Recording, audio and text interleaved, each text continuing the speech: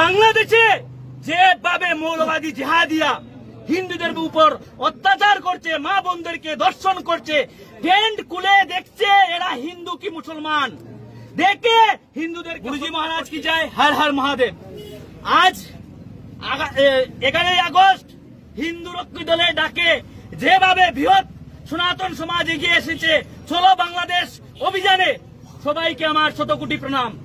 বাংলাদেশে যেভাবে মৌলবাদী জিহাদিয়া হিন্দুদের উপর অত্যাচার করছে, মা বোনদেরকে ধর্ষণ করছে, টেন্ট খুলে দেখছে এরা হিন্দু কি মুসলমান, দেখে হিন্দুদেরকে হত্যা করছে, তারই প্রতিবাদে আজকে আমরা বাংলাদেশ চলে ডাক দিয়েছি। আজকে আমরা বাংলাদেশে যাব, গিয়ে বাংলাদেশকে পুনরায় ভারতের সঙ্গে মিশিয়ে দিব, যাতে অখণ্ড ভারতে পরিণত হয়। বাংলাদেশ ভারতের অংশ ছিল, এটা বললে চলবে না।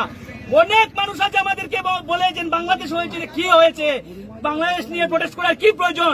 আমরা ভুলে গেছি বাংলাদেশ 1947 খ্রিস্টাব্দের সময় ভারতবর্ষের অংশ ছিল, কিন্তু জিহাদি মৌলবাদীরা দুটি পার্ট করেছিল, একটা ছিল হিন্দুস্তান এবং একটা ছিল পাকিস্তান। পাকিস্তানে ছিল মুসলিমরা আর হিন্দুস্তানে ছিল হিন্দু মুসলিম মিলে, কিন্তু পাকিস্তানে যে জায়গাতে ছিল 18% 19% হিন্দু, কিন্তু আজকের দিনে এই জায়গাতে হিন্দু নেই। বাংলাদেশে দেখা যাচ্ছে আগে ছিল স্বাধীনতার সময় 23%, কিন্তু আজকের দিনে 8%।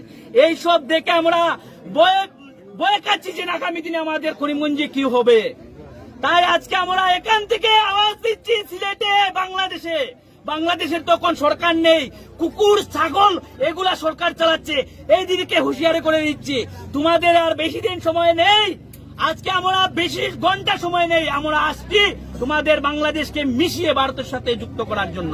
জয় শ্রীরাম, গুরুজি মহারাজ কি জয়।